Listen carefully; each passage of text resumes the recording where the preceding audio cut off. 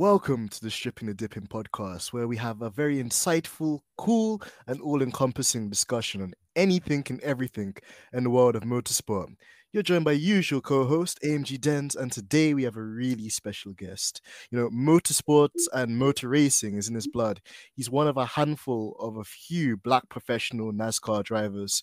He's a nurturer of talent and has been one of the most prominent, people at the forefront of nurturing talent for the future and owns one of the first African American owned motorsports facilities. So I'm really honored today, guys, to introduce you to our special guest. All the listeners at home, give it up for Trey Adams. Trey, how are you doing today? I'm good. Thank you. Thank you for having me.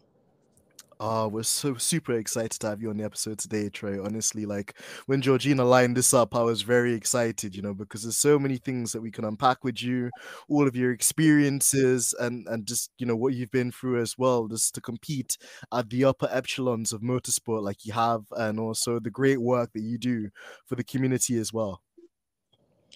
No, it's been again, things have been a blessing. My family's been in motorsports since 1960. And because of that, I've seen a lot of good and bad, but a lot of growth for our community.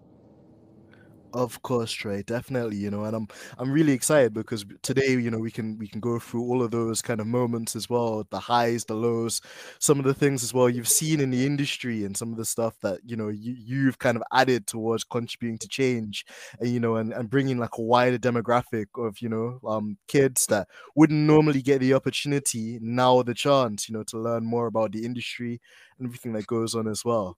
So Trey, probably the first thing to get into, as we do with all of our guests, what were your earliest motorsport memories growing up, and who were your favorite drivers growing up, and looking up to when you were younger? Well, my earliest, part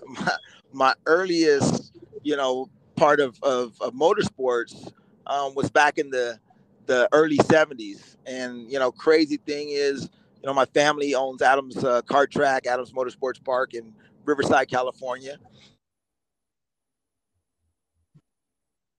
We worked a lot so that my grandmother and grandfather wouldn't have to work.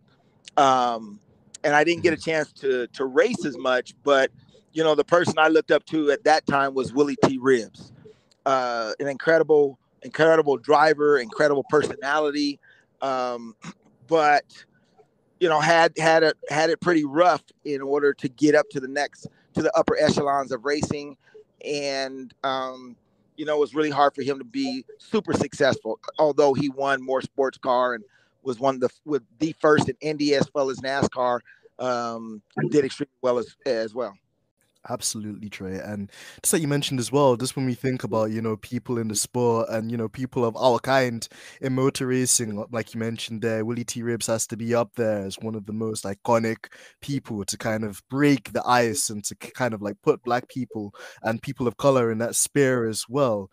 And kind of just on that face as well, you also mentioned, like your family having the facility of having a go-karting circuit and like a facility for people to kind of go and to race, and to be part of the function as well. Could you tell us more about that and just kind of what the history was of your family? Had they done something like that before? Was your like dad or grandfather into racing and building cars as well? What was that like? No, so my family, back in the '60s, they were big in to drag racing, and that was the big thing. But unfortunately, going to the professional circuits, they weren't treated as fairly. And so, how we got into motorsports on the business level was that my grandmother, my uncles and aunts had bought a go-kart for Christmas. They bought this go-kart for Christmas for my cousins, and my grandmother told my grandfather, instead of the kids driving the go-kart in the front yard, why don't you drag them a little kart track in the backyard?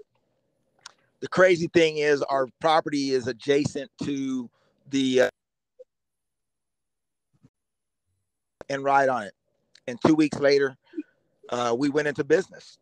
So no, we weren't big into motorsports. Actually, my uncles are all engineers, and we were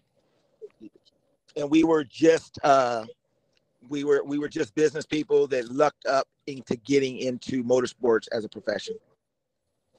Wow, that's super inspiring, Trey. And, you mentioned that as well. A lot of like people that we see in motorsports today is like, the Schumachers, the Rosbergs, the Hills, and even the Verstappens now, obviously, their families kind of come from wealth, already kind of have a lot of stuff pre-built for them, and this is I wouldn't say easy, but it's a lot more easier for them in a Yes. sense to kind of get to that stage. But for people like us, Trey, like you mentioned as well, like there wasn't necessarily a foundation before, and this comes from a vision that your grandmother had as well, to kind of take that leap of faith and to make that investment for you and your cousins, and to see that grow into the kind of organization it is now, which gives so much to the community, is really sensational. So I'm very like inspired and in awe.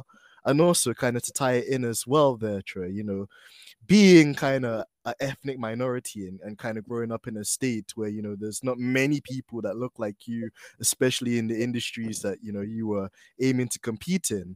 What were some of the biggest obstacles and challenges you faced in your junior career, and how did you go like overcome the financial aspects of some of those as well, to like be able to elevate and continue to compete in the series that you aspired to? No, I mean, I go back and to ride on what you were discussing in regards to finance, right? I think one of it is first going whatever your passion was. I won't say that I was big into motorsports, but I knew the business side of motorsports.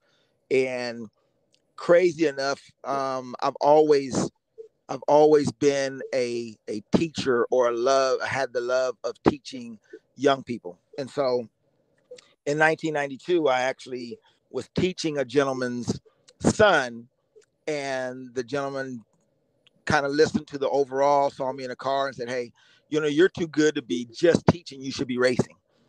But the biggest thing was I didn't have money. Um, but prior to that, because of the learning the business aspect, and that's one thing that I try to talk to our community, but talk to all drivers, is that there's different aspects of racing, right? There's the racing. It's fun. It's exciting, but it's expensive. And nowadays, as a driver, you have to know both sides, the racing and the business side.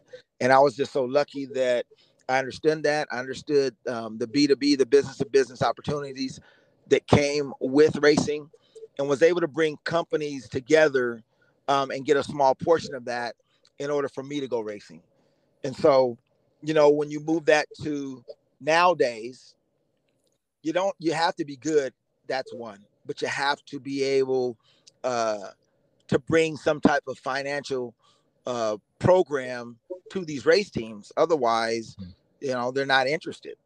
There's very few teams that will bring on a driver that doesn't have money. And so as a community, that's one thing that we need to look at, and we need the support of our own community as well as others. There's some nonprofit organizations. One is called Benevo that we're working with to do just that, is to help minority and underserved drivers to the next level. But that's the most important. The most important for me was that I focus not just on my driving, but really focus on the business aspect of racing. Back then it wasn't social media, but whatever I needed to do in order to get my sponsors in front of other business owners to make money, and that funded my program. Absolutely there, Trey. And then one other thing I wanted to kind of touch on as well in relation to your background and kind of the things that put you together calisthetically as a person, when, you have so many different perspectives which are unique to your experience too. You also obtained like a bachelor's degree in marketing. And I wanted to ask you as well, like, how useful did you find that in kind of like, overcoming some of the obstacles to trade in the world of motorsport at the time, and just kind of seeing from the business aspects you mentioned as well, how to play the game and kind of get the best situation out of it, for yourself and the family too? Well, I think education is key, period, right? Whether it's, my business background and business marketing degree. Um, but a lot of it was the simple fact that I wanted to be successful in the industry. I wanted to be a leader and do things that most individuals, whether it was, white, black, Hispanic, it didn't make a difference. I wanted to be the best. And so I just had to figure out how to make that happen at that time. And so, yes, the business, I tell everybody, my son, school grades are very, very important. He actually is a dual immersion, so he speaks Spanish and English at his school, which is very important, a second language. But more important than anything is working on your craft and understanding what it takes to be successful on all ends, and then doing what it takes to be successful. The right mentors, the right coaches, the right team, and then most importantly, to figure out that financial aspect. Absolutely, absolutely. And I agree with you as well, Trey. A lot of the things you're saying to me are the same things my parents were saying to me. And, for our listeners as well, education definitely is key and it can open up so many doors for people. I think when you go to school, there's this thing of fitting in with the kids, trying to be the cool kids.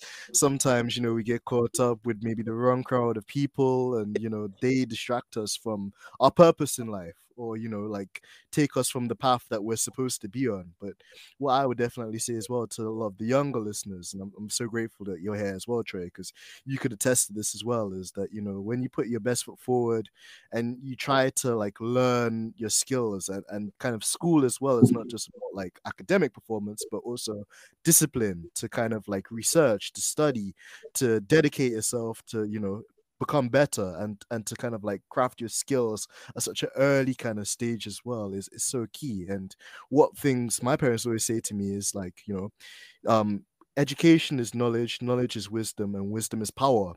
And when you have that empowerment, it opens up so many different doors that maybe wouldn't have been possible before. No, for sure. And I think a lot of it is your surrounding, right? If you want Mhm. to have more in life, you have to surround yourself around people that also have that like mindedness. If you look at the Formula One, you look at Albon and Verstappen, and if you do the history and you look back, a lot of those drivers, whether it's Lewis Hamilton's era or Verstappen's now, all of those drivers came up through the karting ranks together. Mhm. And so iron sharpen iron, right? Whether you're talking about motorsports or your business or just in life, you have to surround yourself around like-minded people and people that want to grow. And I've always looked at, if you're the smartest person in the room all the time, then you need to get a different group, Mhm. because you're not growing if you're always the smartest person. You're not growing if you're always the best person. There's no challenge in that. And so our goal is to, even here at the facility we have in our training program, is to create an environment that all of our drivers are working together to get better, but that we are always putting different challenges in front of them, socially, economically, work wise, so that they're continually growing and continuing to push themselves and going through those challenges of life, so that we can be better, we can be elite. That's so true, Trey. And like you mentioned as well, those life skills that we even learn and adapt from a young age, going to school and stuff like that, is super pivotal to being able to kind of deal with life and the challenges that it throws, of course. And like you mentioned as well, like just surrounding yourself with the right people that have the right intentions, but also can put you onto things and teach you and elevate you to the next level as well is also very key as well. So I definitely agree. Now, another thing as well, Trey, that we'd be remiss about if we didn't speak about it too was, your career and your time kind of driving in the NASCAR series as well, at such a high level. And what I wanted to ask you and what our listeners would love to learn about more is just, how did you find that experience and what did NASCAR mean to you as a series, given its sudden history, which, can throw up quite a lot of questionable kind of things. And also, how did you find the adaptation period from like previously driving in other spec series into one of the greatest series and most competitive ones there are today? No, I mean, I was blessed. Adaptation, I adapted well in the lower levels. But what people don't understand, well, let me go back. In Mhm. the 2000s when I ran the tour, it was changing. There weren't a lot of minorities. In fact, prior to that, me going to North Carolina and a lot of the states in the South, it wasn't that welcoming. Mhm. Um, but at the same time, it was something that I wanted to do. I was blessed. My last, couple years, I was brought on by a black team owner, Clarence Broussard, and help him grow his program and get involved. But we weren't really that successful. And one of the reasons why is because we didn't put together the right team. And so what I've learned through that failure was that team is everything in motorsports. You know, you can be the best driver, you can be the best engineer, you can be the best mechanic, but without all those components, you're simply average, or sometimes even less than average. And so, you know, what I took out of my career in NASCAR, which was awesome. I got a chance to travel the countries, you know, race against some of the best guys who are still racing today. But what I took out of I don't want to say my failure, but it wasn't that I did not get to the highest level, is that team and your program in NASCAR especially is so important. You know, in order to make that car go left, you've got to have an extremely good crew, and understanding of what the process is to take it and make it go left. Back then, especially because there were no road courses, or not that many road courses, and now we're running dirt and everything else. I was able to take some of those losses and share those with our drivers now. Right now, we have four: Haley Deegan, Sheldon Creed, Noah Gregson, Riley Herbst. A few of those that are in Xfinity and in trucks currently. You know, we talked about that as they were growing older, is that you have to adapt like life. You know, you got to make sure you're on the right program, and then make sure that your team is 100% behind you, and you got to figure out how to support them and highlight their strengths and figure out their weaknesses to make those into strengths for you. And so that's, you know, my NASCAR career was great, but that's the reason why I probably am one of the best coaches to me, in the country, if not the world, because some of those failures and how I'm able to relate to kids and be able to bring the excellence out of them as well as push them hard is why we've been successful, why our program is growing, and why we have so many young drivers that are in rally, world rally, NASCAR, IRL, off-road, you name it. Right now we're in it.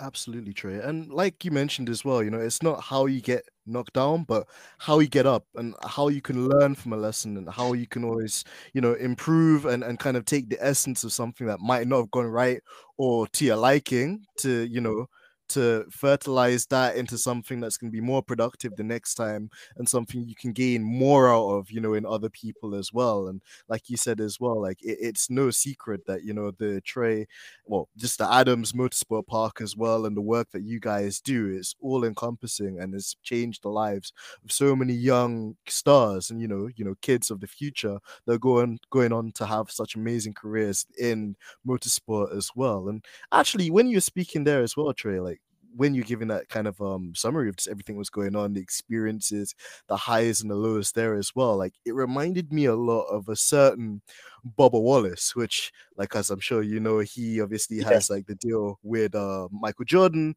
Uh-huh. And I just wanted to ask from your perspective too, just like what's your kind of impressions of him being as just a driver and some of the kind of challenges he's come across? Would you say some of the experiences are more or less the same, even though you guys are technically two drivers from like slightly different generations? And also from the business aspect too, like when you have like somebody like a really successful business owner like Michael Jordan Yeah. putting money into the team and investing, how much pressure does that put you under as a driver to deliver?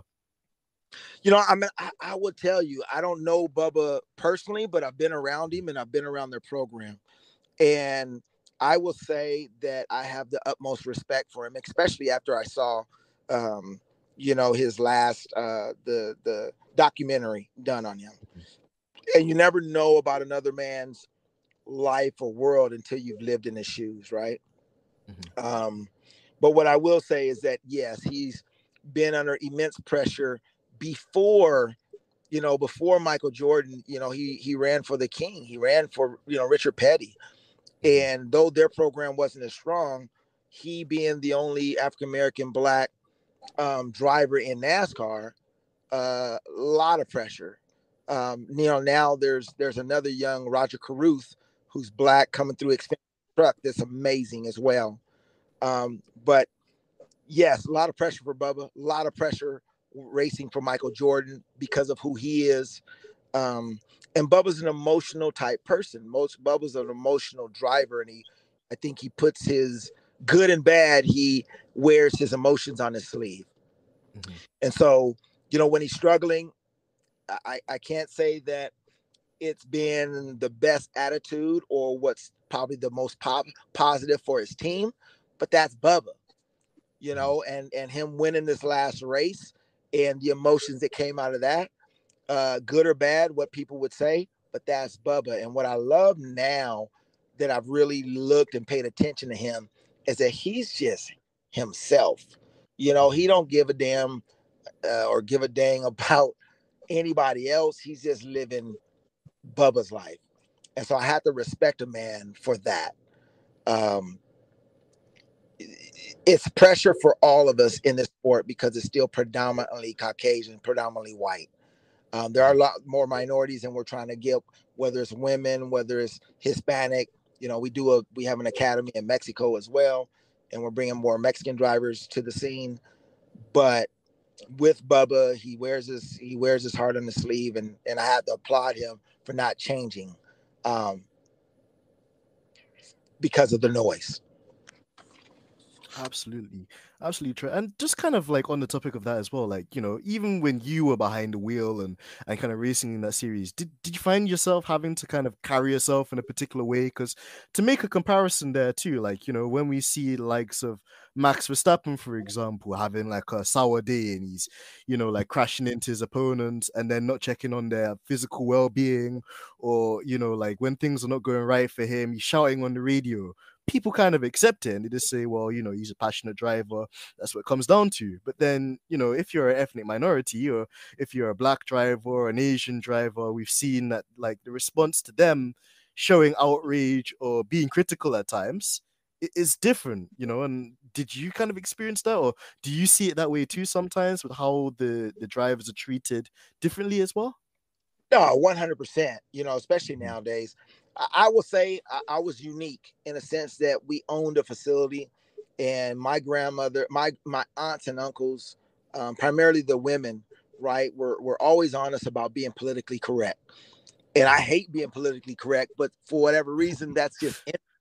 So, sure. So when those situations come up, I find myself even today being politically correct. And then I want to kick myself after the fact, right? A week, 2 weeks, you have your downtime, you start thinking. But that's because of how I was raised in the position that I was put into. In order to run a successful racing facility, I had to learn and consistently be politically correct, right? Mm-hmm. It's different when, and I think Lewis Hamilton has learned and adapted to doing the same thing. When there's negative things happen, it's always about unity and love and peace, and we can do it together as team, because he understood what it took to be great. Mm-hmm. He understood what it took to be not just great, to be elite, to be one that others marvel to be, right? And they can try to take it away from him, but because he's so good at being kind of his own person and being in that state of mind, they can't. And so, it is definitely, we are treated different. It is definitely harder for us, I think, to adapt. Is it fair? No, but this is the world we still live in. And so I tell my drivers, whether it's my own, race and or women, at the end of the day, you got to do what it takes to be elite. I don't want to be average. I want to be elite. I want to be the only one or the best one. And so if that means today that I need to smile, or today I need to say the right thing, but in the back of my mind, I'm going to get you back later, then that's what I'm going to do. I'm not going to let it slide. I'm not going to let it go, but I'm also not going to jeopardize my program or the growth of my program because of something that's happened. Mm. So that's the hardest part in our community in racing, is to be able to operate and function at a high level sometimes when you really just want to say things or do things that would kind of upset the apple cart, right? Mhm. If you taking me out of racing, I'm not no punk. All right, I'm not the type of dude that is just gonna take it. Mhm. But when it comes to racing, when it comes to that community, I got to figure out how I can become elite, and they're not ready for that. They're not ready for that side of Troy. So I always bring the politically correct Troy. Well, Trey, I agree with you, and I feel like I can relate a lot in that too, just with my upbringing as well, because my parents were always bringing me up with this kind of thing of being diplomatic, and although Yeah, there's going to be a lot of yeah, things which, people are going to say to you or like, do to you to wind you up, you, because of how you are in this world, how people perceive you in this world, how people are going to treat you in this world, you have to carry yourself in a way that's excellent. You have to carry yourself in a way that's exceptional. You have to work 10 times harder than your counterparts because obviously for you the disadvantage is the way you are, where you come from, and that you don't fit in or look like them, or you're right, not one of them ultimately. So I yeah, completely agree. And I think in a way as well, although it shouldn't be that way, and although I feel like it should be fairer, and that we shouldn't give up on, like, pushing the kind of envelopes that need to be pushed to give people more fairer and equal opportunities, at the same time as well, growing no, up with the agree. hustle and growing up with that kind of like fire to be better than everyone else, it's character building, and it gives you like an emotional, not an emotional, but almost like a thicker skin and like a strength to kind of deal with things and moments of adversity that would crush most normal people. Right, and again, I agree totally. But I tell my son all the time, life's not fair. Mm. He already know. He comes to me and we talk about. Truly said, "Hey, Dad, this happened, that happened." Man, why are we complaining about it? Life's not fair. So let's figure it out. How do we win in this situation?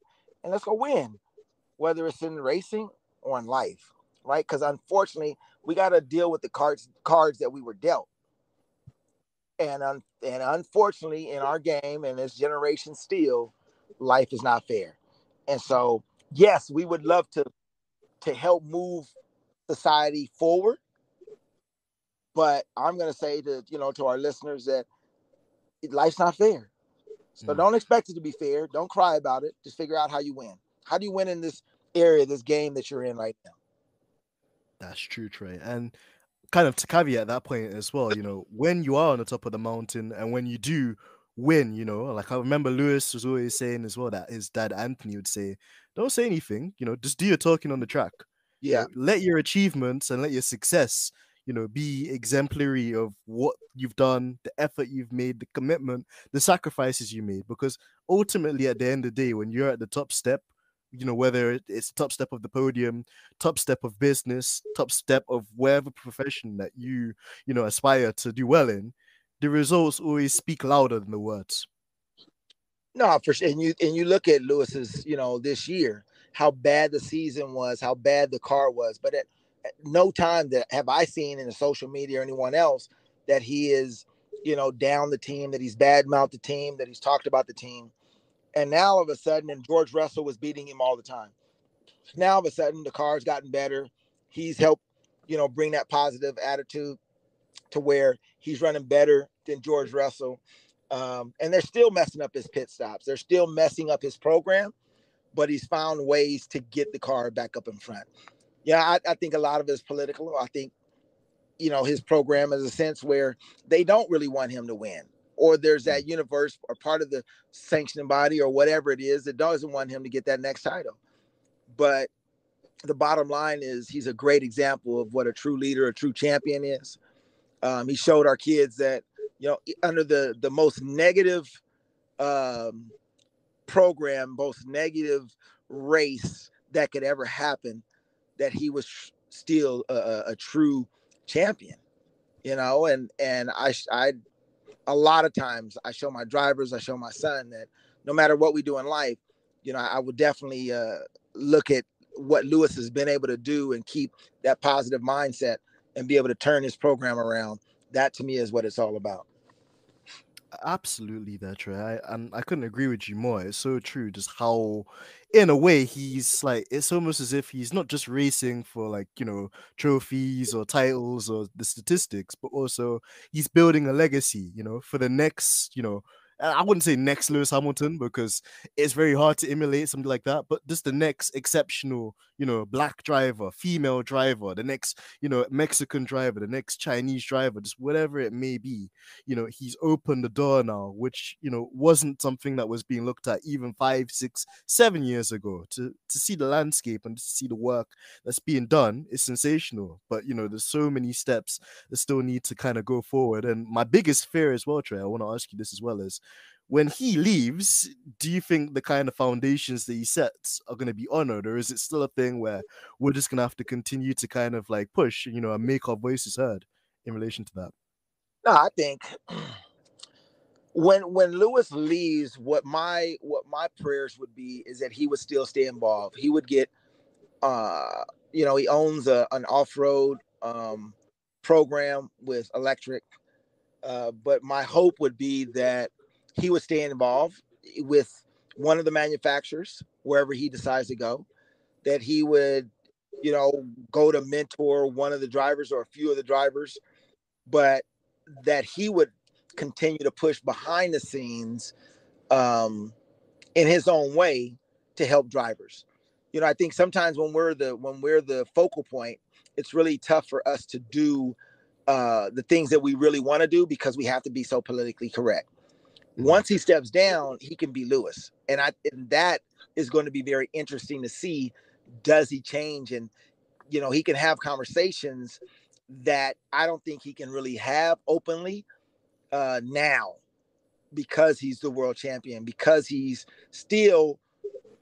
is Formula One. I don't care how much they want to say, Max Verstappen is the world champion, and he's not. He's still a question mark. And he's not done anything close to what Lewis has done and will do for, for Formula One.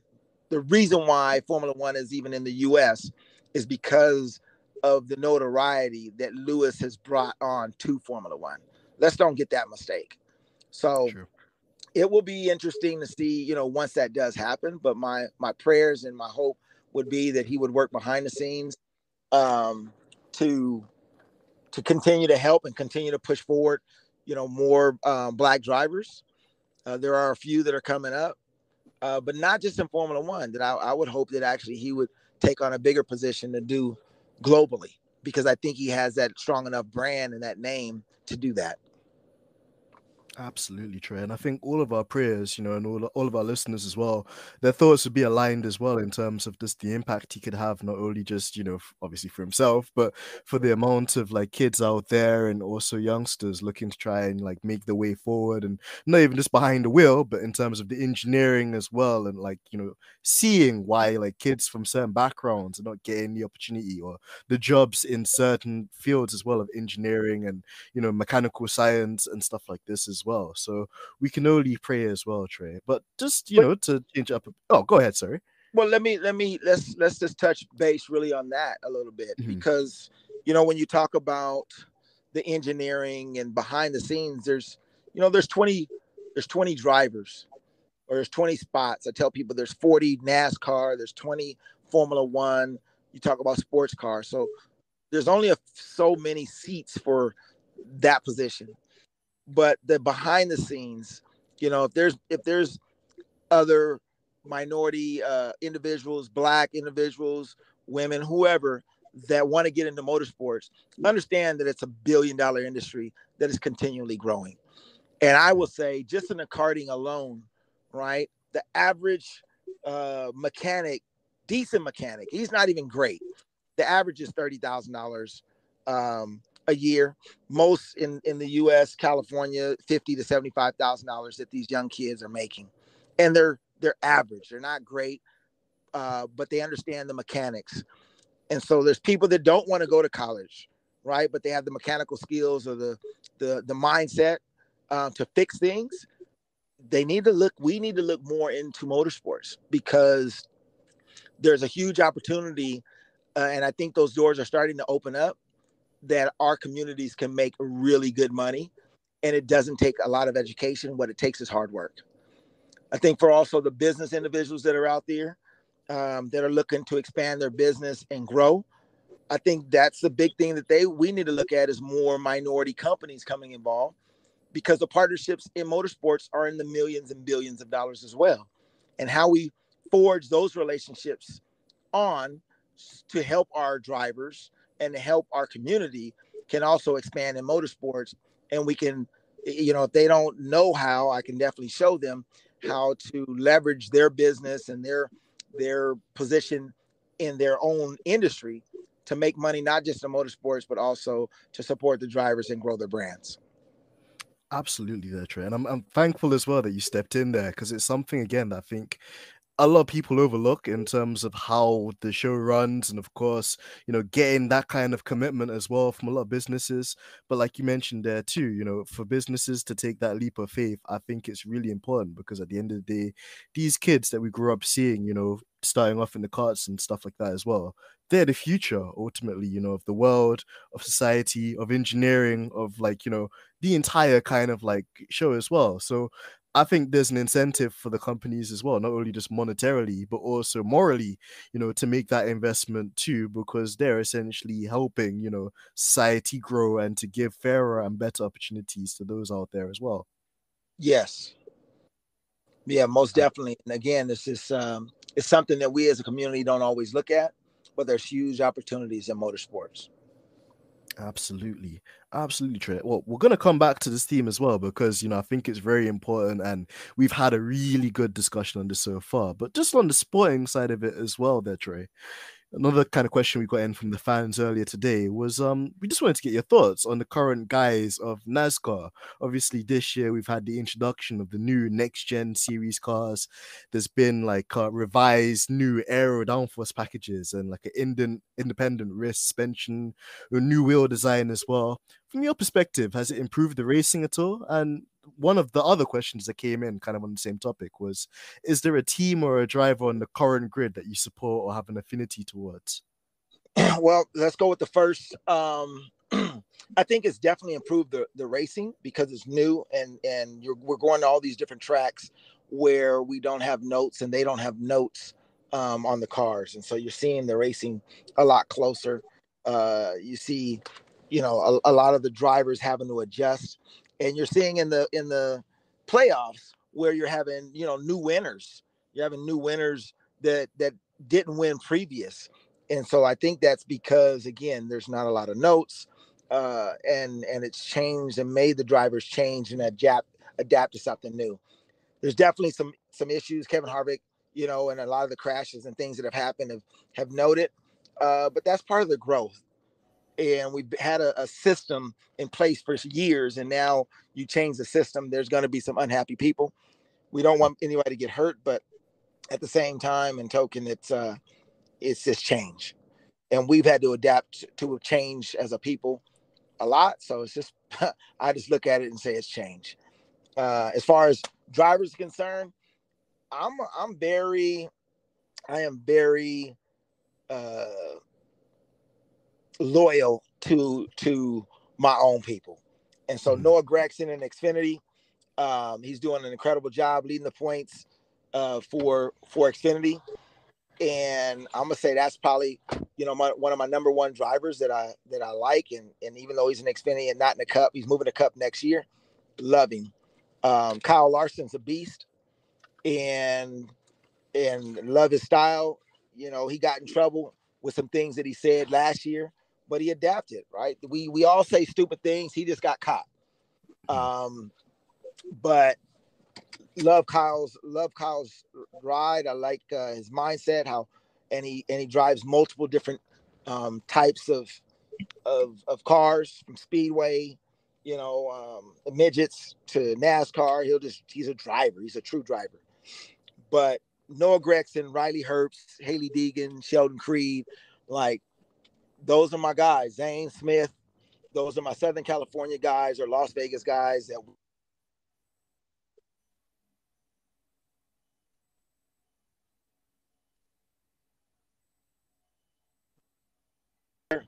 we lose together. That's how I am. That's the best way to be, Trey. And honestly, I think it's so important as well to have that sense of community and also to have that kind of like, that kind of strength in numbers. Because as you mentioned as well, like if it was just one of us, our voice wouldn't be heard. But if we all come together and we all kind of campaign for the right things and kind of like do it in harmony as well, then they can't ignore us. And then, you've mentioned there at least like 5, 6 drivers, which obviously at the moment currently doing amazing stuff in NASCAR or pretty much on the ascendancy too, and it's just refreshing and really like inspiring to hear, because even for somebody like me based in London in obviously the UK, in Europe, it gives me something to look forward to, and also fans that maybe wouldn't have considered NASCAR before now actually to check it out and to give it a try and to kind of get that authentic experience as well. Well, I'm gonna give you the one person I'm remiss, and I apologize because he's a new individual with our program, Jesse Ouija. He's in the Xfinity. He's also partnered with Emmett Smith for the Xfinity program that I would think our community definitely needs to get behind and support. And then the young Roger Caruth, who's coming up through the NASCAR ranks. The kid's amazing. Got an incredible sponsor that's riding with him right now, and I look for a lot of exciting things that's getting ready to happen out of both of those teams. Actually, Jesse Ouija and definitely the driver of Roger Caruth.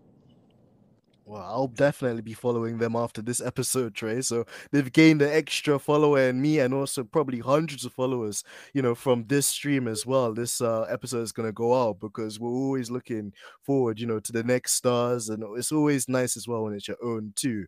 And on the topic of community and kind of coming together as well, Trey, I'm sure you probably saw this on the internet too. There was, let's say, an army of IndyCar drivers that were probably not the happiest in the world when another young Californian driver in the name of Colton Herta had his dreams and prospects of getting granted a FIA super license taken away when the FIA basically said that they weren't going to revise their rules to allow him to convert from IndyCar into F1. The question to you, Trey, is like, do you think well, how can I put the question? How hard could it be for a driver in a series like NASCAR, IndyCar to kind of convert and to make that step into F1, considering like how biased, I guess, the Europeans are when it comes to heralding F1 above the other kind of series? And also, like, from your perspective as well, do you think that the FIA should take a look at themselves and, revise their super license strategy to avoid alienating, future stars that deserve the opportunity to compete at the top?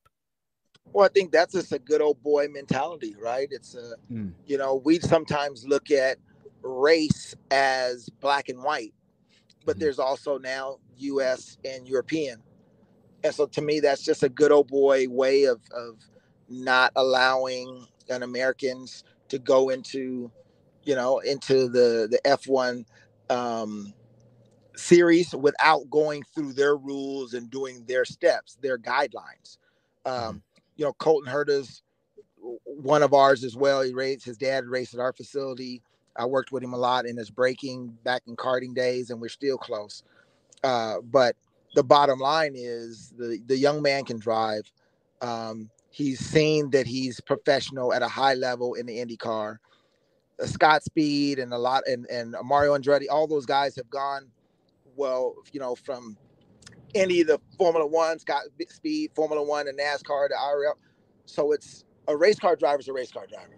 Yes, is there going to need to be some things to adapt, but if he can pass all the tests it takes and it has the skill sets to do it, then they should have allowed it. But that was just, that to me is just some BS that they pulled together in order for them to keep their community. And we've seen that as a race for years. And now it's just not a black and white thing. It was more of a country thing. And it's a real shame as well, Trey. Let me just add that as well, that, they're so narrow-minded in their approach, because they're denying somebody which has the ability, to uplift the sport, to take the sport to a newer audience, that chance. And what really freaks me out as well, Trey, is that, not to kind of like name drop these people or to personally attack them, but we've had lesser drivers that come from money, either their parents are rich, kind of like Russian oligarchs, or they're Canadian slash Yeah. another kind of like race or community, and they come from a lot of money and they can just buy their way into it. But the hard work and the talent and the graft and things that we see kind of outside the pond, which actually make a superb driver, I feel like it's being slept on. And in a way, I think I'd be interested to get your comments on this as well. If F1's not careful, they might fall like a victim of their own ignorance. Because I think that personally, series like IndyCar, series like NASCAR, those are the series I think the younger people are actually starting to look more at, because the drivers are more accessible, the sports are a lot more like nice to follow and more competitive. You're seeing the best of the best actually go head to head with each other, and actually it's more fun because rather than artificially trying to like rob Lewis Hamilton or do things to kind of take away from the teams that work hard, what you're seeing on track is just the best drivers around the country, around the world in IndyCar and NASCAR going toe to toe, and you're seeing different results week in, week out. And it's without the interference of like the sporting bodies to get those results, which just goes to show you it's a testament to those drivers' skill sets and just how amazing and competitive those series are as well. Yeah, but I mean, let's go back to the earlier conversation. Life is not fair, So at the end of the day, it's unfortunate. This is their game. We got to play by their rules, and they just have proven that that their program, their community is going to be their program and their community, and they don't want to change the rules, and that's okay. It goes back. Life is not fair. The why it's up in arms and why everybody's excited is because it's happening to one of their own. And so, we've always said in the U.S., black on black crime. Well, this is white on white crime. At the end of the day, it ain't fair, but it is what it is. And you got to figure out how to be successful in their game. And so if it means that Colton has to go back and do some of the steps in order to get the license, then that's what he's got to do, because that's their rules. I don't ask people to change their rules for me to go be successful. My son's on our way to Spain to go race karts. I'm not going to ask them to change the rules so that we can go race. We had to get our license. We had a lot of hoops that we had to jump through for truly to be there. Now it's our job to learn the rules quickly and get there and adapt and be successful. And that's what Colton's going to have to do. That's true, Trey. And like you mentioned as well, that the progressive mindset that you have, not only you, but your son as well, like it's the key to what's going to be fundamental to success. Because, kind of looping it back earlier as well, you're saying that, your son was kind of like bilingual and, learning to speak Spanish as well. And in that kind of exact scenario you gave, going to a completely foreign country where like, it's not home for you, but being able to learn the language and being able to fit in and learn the rules so you know how to basically implement them and kind of like drive to the standards is super key to that kind of development and progression as well. Yeah. And so, that's one thing that we really focus with Truly's program is that we want to travel the world. He wants to race in, his goal was actually to race in Spain, France, or Italy. And on his vision board that we were able to do Spain this year, and we got the invite to come there in 2 weeks. We'll actually be there. We leave Sunday. But also, how do you adapt in a community that you know nothing about? And so you have to do some research, but you also have to be respectful to that community, and understand, the do's and don'ts of their community, and then ultimately work within that to figure out how we win. And what is a win? Sometimes a win is not winning the race. Sometimes a win is just being blessed to get there. Sometimes a win for others is to be able to spend family time and do things that others only wish they could. Right. And when he and I had that discussion this morning is, what's our goals? Our goal is to get there, to have fun, make sure we're having fun, to truly take in the blessing that God has given us, to get there, while others are in school or while others are homeless or while others are, going through their life challenges, we're traveling the world and racing, and even though, yeah, we want to go win, but more importantly, we want to show others that, the Black community can do things in a positive way, that we present ourselves well, we present our country, we present our family's last name um, well, and that we make a great showing. And if that showing, we're blessed to win the race, then we won. But if we don't win the race, we've still won. So that's one of the things that, we constantly keep to the forefront of our mind, is that we're blessed to be doing what we're doing. Uh, that's it. Absolutely, Trey. And on the topic as well of, like Black excellence and kind of setting a precedent to help, the community and kind of extend a hand to those who don't have a voice or might not have an opportunity as well. I think we actually need to discuss it a bit deeper as well. Just like, the amazing work that the AMP, the Adams Motorsport Park, and just the business, the company, the organization's done, to develop the fastest kind of drivers in California from all kind of different levels, grassroots racing, and being like a major facilities, in the United States. What sort of programs are available and services are there as well, Trey, that can help like the future generation of stars, coming up through the ranks? Well, I mean, I'm gonna say abroad, people can always reach us through our Instagram, Troy Adams Coaching or Adams Motorsports Park, or any of our social media platforms, Facebook, Instagram, Twitter. Look at some of our YouTube, which we need to expand on. Here locally, we try. I can't even say locally because of the show we had, Baby Drivers on Discovery Plus. We've had families that are over the pond that are actually meeting us in Spain, and so to be able to call us or do Zoom meetings and to help figure out their next steps, whether it's in racing or education, to get involved with the sport. We're connecting ourselves called Benevo that is also helping with the STEM programs as well as the driver programs. And so for those who are listening and individuals that want to get into the motorsports, you don't have to be in the US or you don't have to be in California in order to get involved. You just have to reach out and say you want to get involved, and we'll try our best to do whatever it takes or connect you to the right people across the world to make sure you're successful. Absolutely, Trey.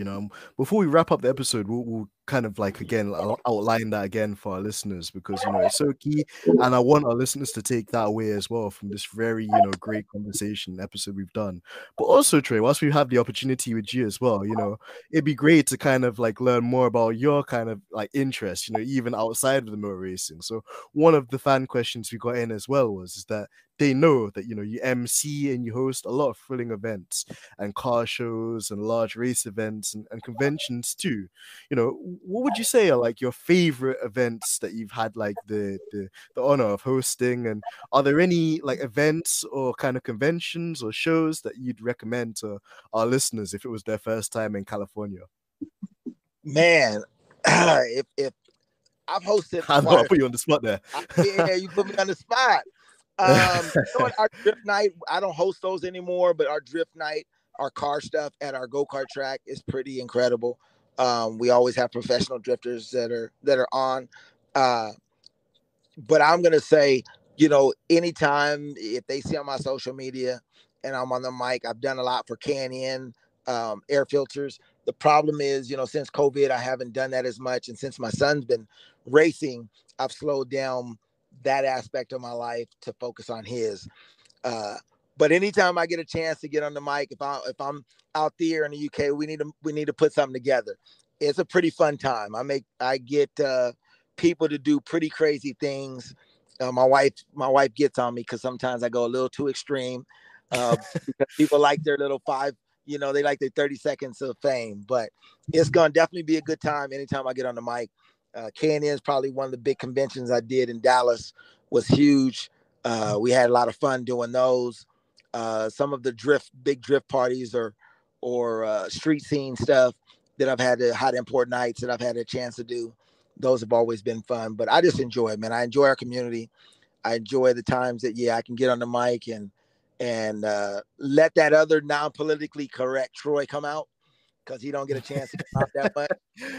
And I like that. I like that guy, but my wife says that guy don't need to come out that much. So yeah, when these days I'm gonna have to come there. We'll have to put together something so I can turn up out there.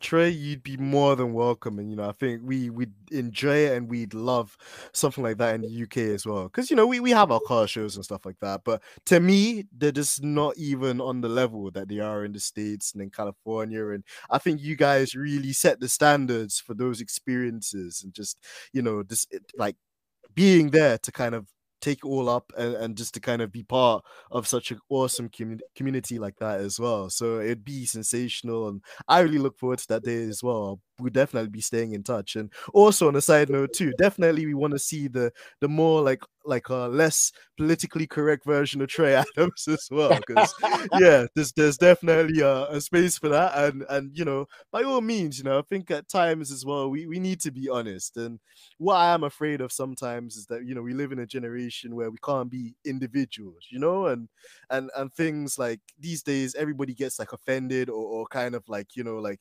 everyone's kind of like very uptight about everything, where I think back in the day there was like a mutual respect amongst people, and you could just say it how it was. Right. No, and totally agree. And that's what I like about my go-kart program. I don't have that. We don't have that problem. The parents allow me to be me. I'm not real politically correct when it comes to my drivers or my carts. If they screwing up, I'm gonna let them know. It's an in-your-face type of program, and that's why we're successful. And I think that's the problem with many of the communities now, right? Everybody's uptight about every little thing, and everything. And again, unfortunately, but we want everything fair, and life ain't fair. So True. I look forward to it. I look forward to coming out, meeting you in person, and we'll figure it out. We'll definitely have to meet at. Again, we're going to be in Spain. Those individuals will be out in Spain and Valencia. I have my wife just Spain starting from Sunday to next Monday in a T4 racing series. So you guys can look that up. And if anybody's out, please come out, see us. It's a Nations Cup. See, my wife's over here now. She being a boss. Soon as she walk in, it's like any wife, she started telling me what to do. But yeah, the Nations Cup T4 series, and we'll be out in Valencia, Spain next week. Well, Trey, we're gonna be here rooting for you and your son, and just the entire brand as well, because what you're doing is amazing. And kind of we're gonna wrap up this episode soon, but the last kind of two questions we had in the pipeline as well is just, Trey, your expertise and your passion has allowed you to develop many of the upcoming races, throughout the motorsport industry. For you, what's the most rewarding aspect of the role, in aiding these stars realize their potential? I think the most rewarding for me is seeing a young person of any age, come in with apprehensions and fear of driving, right? Whether it's 40 mile an hour, 150 mile an hour, but being able to instill positive, the positivity, be able to teach them what's possible when they can overcome their fears, when they can learn how to be comfortable in an uncomfortable environment, something that our people has had to do for years. But then be able to see that growth and be able to see that success. And so for me, that's probably the most rewarding. And that's why I do what I do, is because a lot of times I get drivers that are struggling or teams that are struggling, and they call on that expertise of figuring out what pieces of the puzzle needs to be put together for them to be successful, and then how they operate in that uncomfortable environment. And at the end of the day, when we can have that peace in that uncomfortable environment, that's where elite comes from. Absolutely, Trey. And like you mentioned as well, like it's finding that kind of like, confidence within and extracting that in a way that's gonna, utilize the performance and kind of like, elevate people to the next level, and, make them like see things in a different way they might not have considered before as well. And helping people to kind of realize that they can do it, if they put the right mindset towards it as well, the right time into it, the dedication, the focus as well that you need. And on that kind of note as well, Trey, I mean, we haven't really even spoken too much about parents today, although I think, you, your son, and obviously the wife as well do a phenomenal job for him. But in that sense as well, like, what advice would you give to the parents looking to support their kids, in the world of motorsport? And to the kids listening as well, what, in a few words, what would you say it takes to become a fast and proficient race driver at the upper echelon? Well, honestly, like, it's been, I was just saying to Georgina as well, it's been a pleasure to have you on, Trey, because, you've really, I know you've been diplomatic, it's been the PC, Trey, but even still, you've told the truth. You've been really, really, really, really just on point with everything that we've been talking about in the community, as well as just some of the obstacles that, our folks face in that kind of hemisphere, the challenges that life in general is not fair, but at the same time, you can't let that define you, as a person, if you want to make, strides forward and be successful. So the kind of final question I was going to ask, kind of before we had that technical difficulty, was what advice, would you give to the parents looking to support their kids in the world of motorsport? And then for the kids, if you had to sit down and speak to the next youngster that could potentially be a star of the future, what does it take to become the fastest and most proficient racing driver of your field? Well, I think let's go with the kids first. I think it Mm-hmm. takes, well, not I think it takes belief. It takes a belief in yourself. It takes uh, to have a vision board. We really believe in having vision boards and writing things down and putting pictures that you see every day, because words are so powerful and visions are so powerful. You can't see it, you can't believe it. I mean, if you can't see it, you can't achieve it. And we really believe that. My son, we do a vision board every year. Truly's done a vision board, and I would say that 80% of his things, the Spain trip that we're doing, is came off his vision board. And so I say that to our young people is, number one, you have to be able to see it. If it's a passion of yours, believe it, and then surround yourself around good people, strong, like-minded people that want you to achieve.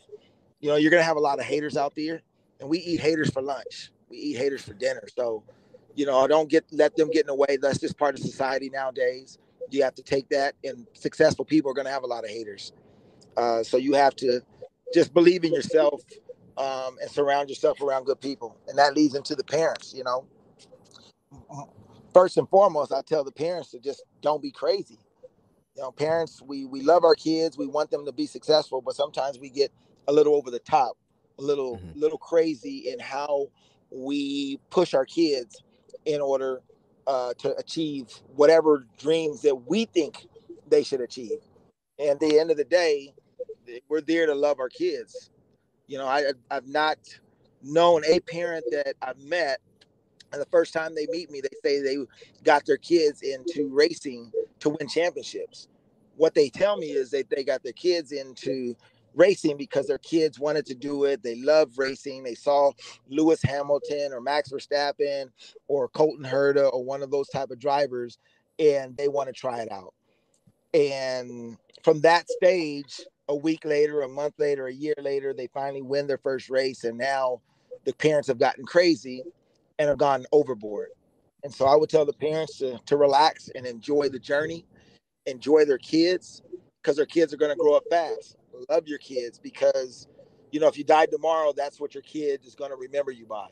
Not the butthole that, you were and crazy when you were trying to push your kid, but the Mm-hmm. trips and the experiences and the things that you guys have done together on this journey of racing. And so for me and our family, it truly is about the journey. Um, we're going to Spain. We talked, Truly and I talked about that this morning on his ride to school. Is, what's our goal? What's our goal? And the biggest thing he said was have fun. Well, first he said win, and I said, okay, that's a great one. That's a good one. Daddy liked to win, and I don't like losing. In fact, I hate losing. But maybe that's not in God's plan. And so if it's not in God's plan that we win, what are the things that we need to focus on? And so he was, be a good person and be the person that when others see our community, that we represent what our race is and our community. We represent the U.S. drivers and not being so self-centered, but we're can communicate.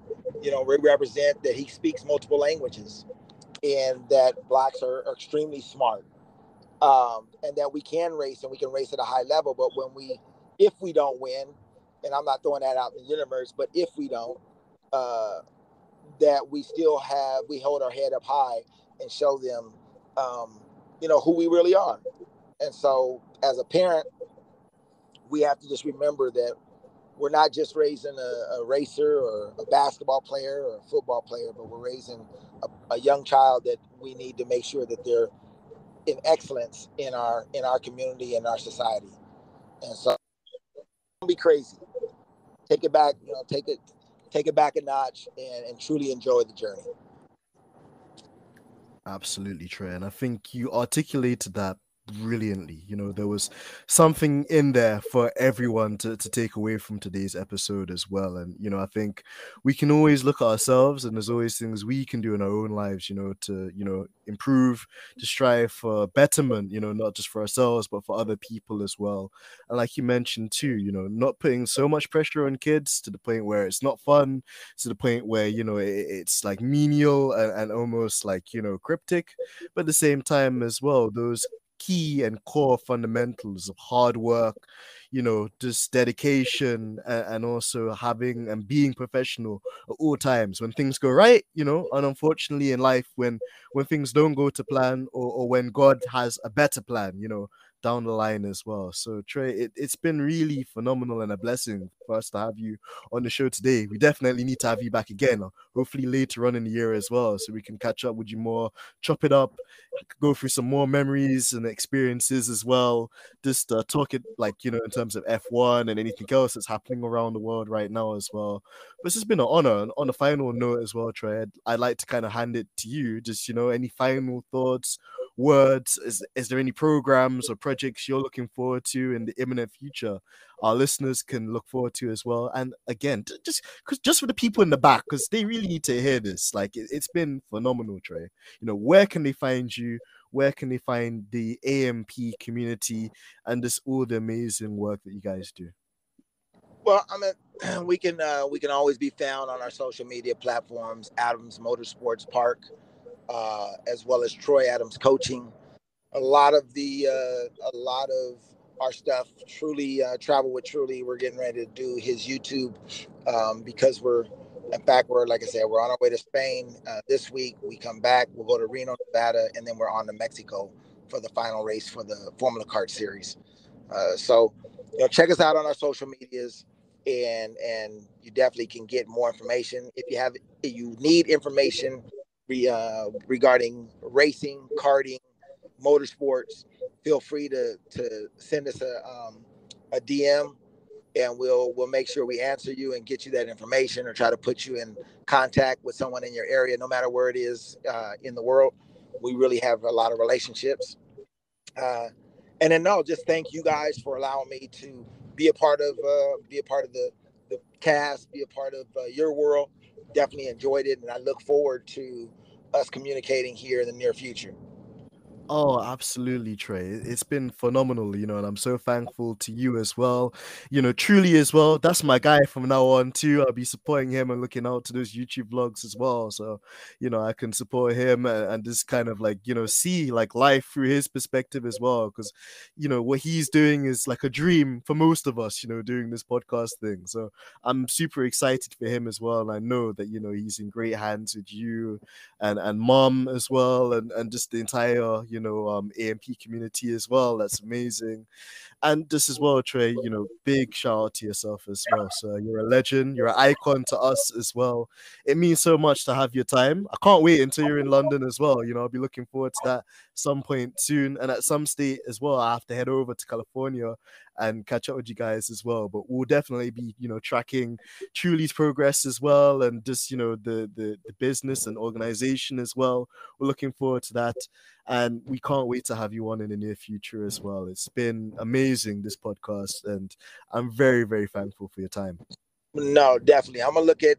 We're gonna make it a date. I'm gonna look at the calendar for next year. I have a kid, Colin Queen, that's in the UK right now racing, and I also do some things with WRX. So if the wifey lets me get away from the karting scene and go back do some stuff with the World Rally, then I'll be there even more. So I look forward to it. Again, thank you guys, and we will talk soon. Oh, absolutely, Trey. Well, thank you as well. And as always, Georgina will put the links in the description as well, guys. So make sure when this episode comes out, you show support as well to our guest, Trey Adams. He's been amazing, as I've said before.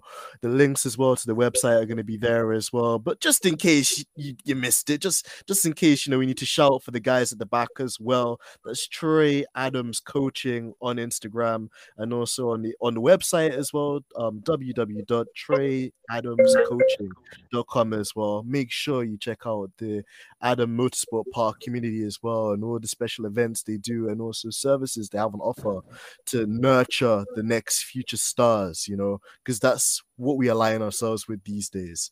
And yeah, from us at Stripping the Dipping, it's been a great episode. There's more to come, so make sure that you stay tuned, you like, subscribe, share with a friend of a friend. And until next time, guys, it's been your boy AMG Denz, aka Denzel Clarkson. And until next time, take it easy. Peace.